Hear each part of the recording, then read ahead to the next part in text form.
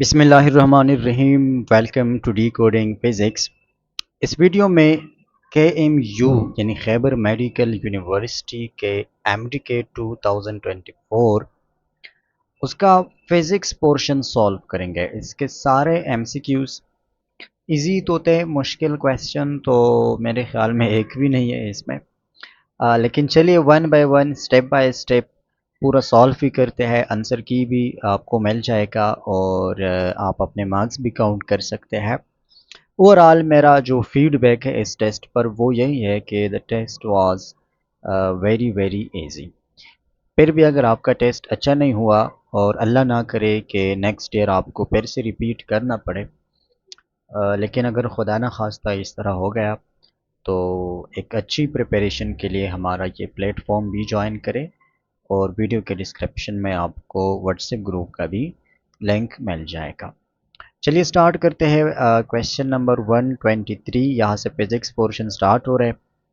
A car is moving in a circular path at a constant speed, what provides the necessary centripetal force to keep the car moving in this path। जब एक car किसी circular path में move करती है road के ऊपर, तो उसको नेसेसरी सेंट्रिपिटल फोर्स कहाँ से मिलता है। याद रखिए कार के केस में सेंट्रिपिटल फोर्स प्रोवाइड होता है from the friction between tyres and road. Option D correct है। 124 है, which of the following pairs correctly matches a physical quantity with its SI unit. वो कौन सा पेयर है कि एक में एक फिजिकल क्वांटिटी और उसका अपना एसआई यूनिट है। तो ऑप्शन ए एनर्जी का यूनिट न्यूटन है, बिल्कुल नहीं है। फोर्स का यूनिट जॉल है, बिल्कुल नहीं है। पावर का यूनिट वाट है, बिल्कुल करेक्ट है। 25, dash as the natural tendency of an object to remain at rest or in motion with constant velocity. Natural tendency की बात हो रही है, वो कौन सी नेचुरल प्रॉपर्टी है ऑब्जेक्ट्स की जिसकी वजह से या तो वो रेस्ट में रहेगा या वो यूनिफॉर्म मोशन के साथ अपनी मोशन को कंटिन्यू रखेगा। तो दैट इज इनर्शिया। मास और इनर्शिया, जो मास है ना, ये इनर्शिया का क्वांटिटेटिव मेजर है। यहाँ पर बात हो रही नेचुरल टेंडेंसी की, तो नेचुरल टेंडेंसी ऑब्जेक्ट्स की वो इनर्शिया है और मास उसका मैथमेटिकल फॉर्म है या क्वांटिटेटिव मेजर है। 126 है, a car in motion hits and gets crashed into a tree trunk, what is not conserved। जब एक कार किसी ट्री के साथ क्रैश होता है और क्रैश का मतलब क्या है कि उसमें डिफॉर्मेशन आ जाती है और डिफॉर्मेशन के साथ साथ साउंड भी रिलीज होगा। तो डिफॉर्मेशन और साउंड में भी एनर्जी यूज़ होगी, जिसका मतलब है कि इस प्रोसेस में ये जो कोलिजन है ये इलास्टिक नहीं है बल्कि इन इलास्टिक कोलिजन है और यहाँ पर काइनेटिक एनर्जी कंजर्व नहीं होगी, मोमेंटम कंजर्व होगी, काइनेटिक एनर्जी कंजर्व नहीं होगी। कुछ काइनेटिक एनर्जी डिफॉर्मेशन में चली जाएगी, कुछ साउंड में चली जाएगी और total energy will not be conserved. 127 है, the vertical and horizontal component of projectile motion are independent of each other। Option C. 128, a ball is kicked horizontally from the top of a 10-meter high cliff with an initial speed of 15 meter per second. After 2 seconds, which of the following statement describes the ball horizontal and vertical components। यहाँ बाल की velocity की बात हो रही है, missing है velocity का word. Initial horizontal velocity 15 metre पर सेकंड है, तो हमें पता है कि horizontal velocity throughout the journey constant रहती है। तो हॉरिजेंटल वेलोसिटी हर टाइम पर 15 मीटर पर सेकंड ही होगी। वर्टिकल वेलोसिटी को फाइंड करने के लिए सैंपल जी को मल्टीप्लाई करें टी के साथ। अगर जी की वैल्यू हम 10 ले और टी की वैल्यू 2 सेकंड्स है, तो vertical velocity after 2 second will be equal to 20 metre पर सेकंड।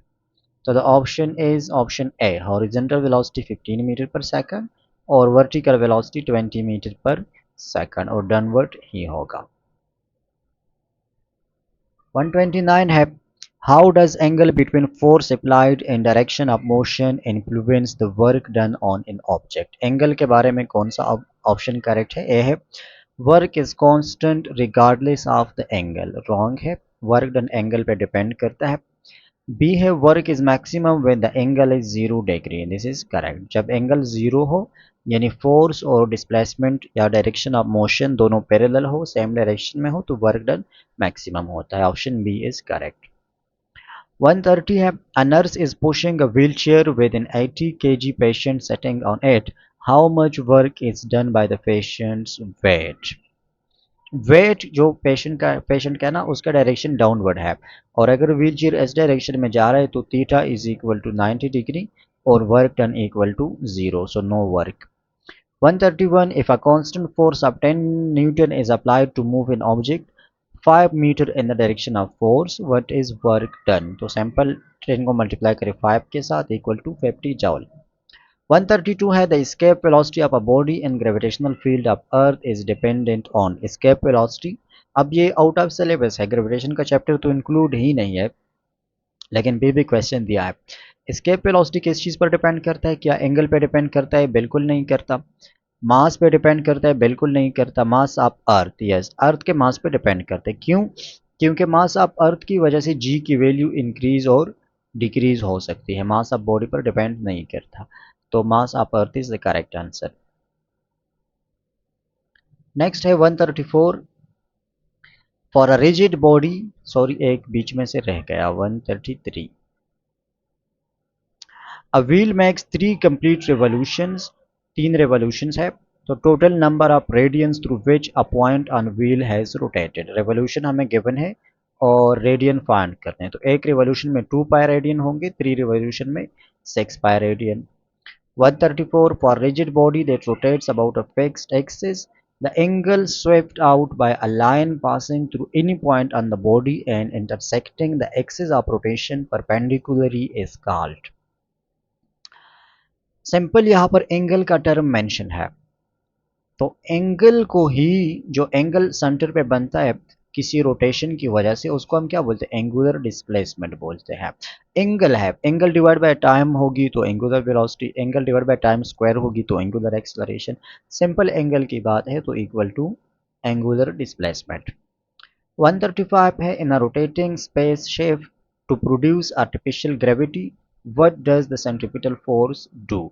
एक स्पेस शिप जो रोटेट करता है अराउंड द अर्थ या किसी भी प्लेनेट के, उसमें सेंट्रीपिटल फोर्स का काम क्या है, वो क्या करता है? देखिए, ये अर्थ है फॉर एग्जांपल और यहाँ पर स्पेस शिप रोटेट करता है, तो सेंट्रीपिटल फोर्स किस डायरेक्शन में होगा? टुवर्ड्स द सेंटर होता है ना, और इसका सेंटर क्या है? ये अर्थ है, तो इस डायरेक्शन में सेंट्रीपिटल फोर्स होगा। और ये स्पेस शिप के जो वाल्स है तो उस वाल्स की तरफ होगा, जिसका मतलब है कि स्पेस शिप के अंदर जो ऑब्जेक्ट्स है या जो भी चीज़ें हैं वो आउटर वॉल की तरफ पुश करती है, so it pushes the objects towards the outer wall, option D. क्योंकि centripetal force towards the earth है, वो बाहर की तरफ है। अगर आप स्पेस शिप के अंदर है तो अंदर आपको फील होगा कि सेंट्रीपिटल फोर्स इज आउटवर्ड, जिसकी वजह से वो चीज़ों को टुवर्ड्स द वॉल पुश करेगा। 136 है, when the mass of a body moving along a circle becomes half and radius becomes double and velocity is constant, centripetal force becomes, अगर मास को हम हाफ करें, रेडियस को डबल करें, तो मास के साथ डायरेक्टली रिलेटेड है सेंट्रीपिटल फोर्स और रेडियस के साथ इन्वर्सली रिलेटेड है। मास को हमने डबल किया और सेंट्रीपिटल फोर्स को, सॉरी, मास को हमने हाफ किया जिसकी वजह से सेंट्रीपिटल फोर्स हाफ होगा, और रेडियस को डबल किया, तो रेडियस को डबल करने से सेंट्रीपिटल फोर्स क्या होगा? वो भी हाफ होगा और मास की वजह से भी हाफ होगा, तो ओवरऑल इसमें जो डिक्रीज आएगा दैट विल बी 4 टाइम, यानी 1/4 होगा। What happens when two waves of same frequency and amplitude meet in phase? In phase भी है, सेम एम्पलीट्यूड है और सेम फ्रिक्वेंसी है, तो कंस्ट्रक्टिव इंटरफेरेंस होगा और उनका जो एम्पलीट्यूड होगा वो डबल होगा, ऑप्शन बी है। 137। 138 है, which type of waves can be polarized? Polarization ये सिर्फ ट्रांसवर्स वेव्स की प्रॉपर्टी है, option D. For longitudinal waves, longitudinal waves में क्या होते हैं? Particles in the direction of medium oscillate करते हैं, तो option C, the particles of medium oscillate along the direction of waves propagation, C है। 140 है according to principle of superposition when two or more waves overlap at a point in space the amplitude of the resultant wave is अगर दो waves या दो से ज़्यादा मिलते हैं तो सुपरपोजिशन के अकॉर्डिंग उनका magnitude equal to sum of individual waves होती है option D The speed of sound in the medium containing ideal gas is not dependent on pressure बार बार हम करते हैं कि प्रेशर पर स्पीड ऑफ साउंड डिपेंड नहीं करता 42 है A tuning fork having angular frequency equal to 440 Hz अब इस क्वेश्चन का मुझे आंसर रॉन्ग लग रहा है इसमें इसका करेक्ट आंसर मुझे नहीं लग रहा मैं सॉल्व कर दूंगा इन हाउ अगर कोई गलती हो तो आप निकाल सकते हैं एंगुलर फ्रीक्वेंसी हमें गिवन है कि वो 440 हर्ट्ज है और इसकी स्पीड हमें गिवन है 340 मीटर पर सेकंड है क्या फाइंड करना है what is the separation between a compression and adjacent rarefaction compression और एडजेसेंट रेयर फ्रैक्शन जिसका मतलब है वन लेमडा हम किस चीज को बोलते हैं between compressor and adjacent compression और रेयर फ्रैक्शन इन दोनों के बिटवीन में आता है तो इसका मतलब है हमसे क्वेश्चन में पूछ रहा है कि लेमडा बाय 2 यानी हाफ वेवलेंथ की वैल्यू फाइंड करें तो लेमडा बाय 2 ये हमसे पूछ रहा है एंगुलर फ्रीक्वेंसी और वेलोसिटी हमें गिवन है सिंपली हम क्या करेंगे एंगुलर फ्रीक्वेंसी से लीनियर फ्रीक्वेंसी फाइंड करेंगे by using omega is equal to 2 तो linear frequency is equal to omega divided by 2 pi यहाँ से हम लीनियर फ्रीक्वेंसी को फाइंड करेंगे 440 डिवाइड बाय 2 पाई और वेलोसिटी भी हमें गिवन है तो अब सिंपली फार्मूला यूज करेंगे velocity is equal to F lambda और lambda is equal to velocity divide by linear frequency और जो भी आंसर आएगा फिर उसका भी हाफ लेंगे मैंने इसको 2-3 बार सॉल्व किया लेकिन मेरे पास आंसर कुछ 2 पॉइंट समथिंग आ रहा है ये आंसर नहीं आ रहा तो अगर मेरे कैलकुलेशन में तो कोई मसला नहीं है वो तो आपके सामने है इन्हें हाउ इसका पता चल जाएगा कि इस क्वेश्चन में मसला है या मुझे समझ नहीं आ रही तका हुआ हो जो भी आप कमेंट में इस चीज़ को एक्सप्लेन कर दें 143 है A police car with its siren on is moving towards a stationary listener. Towards the listener जा रहा है. How does the stationary listener receive the frequency of the sound emitted by the siren? H. देखिए जो source of sound है वो towards the observer या towards the listener जा रहा है इसका मतलब है कि फ्रीक्वेंसी में इंक्रीज आएगा 144 adiabatic process how does the temperature of a gas change as its volume decrease adiabatic process है हीट एक्सचेंज जीरो है तो जब भी हीट एक्सचेंज जीरो होगी टेम्परेचर ऑफ गैस उसके वॉल्यूम इंक्रीज डिक्रीज करने से रिमेन्स कांस्टेंट रहेगा During isothermal expansion of an ideal gas, which of the following statement is true? Isothermal expansion के लिए इनमें से कौन सा वाला ऑप्शन ठीक है pressure and temperature of the gas increases isothermal process में क्या टेम्परेचर तो कांस्टेंट रहता है ना तो ये तो गलत होगा क्योंकि टेम्परेचर इंक्रीज नहीं होगा internal energy of the gas increases ये भी गलत है ना यस हमें ट्रू स्टेटमेंट ढूंढना है तो ट्रू स्टेटमेंट कौन सा है the temperature of gas remains constant this is true हमने ट्रू वाला ढूंढना था अगला क्वेश्चन है what is the increase in force between two charges if the separation between them is decreased bye 50% तो 50% का मतलब क्या है कि हम इसको हाफ करते हैं r/2 करते हैं अब सेपरेशन r के साथ force inversely related to R square है r को हाफ करेंगे तो फोर्स 4 टाइम्स इंक्रीज होगा बिकम्स 4 टाइम्स 48 है according to Coulomb's law what happens to electrostatic force between the two point charges if the distance between them is double अगर distance को हम डबल करते हैं तो फोर्स बिटवीन चार्जेस क्या होगा वो डिक्रीज बाय 4 टाइम या बिकम 1/4 हो गया वही वाला कंसेप्ट है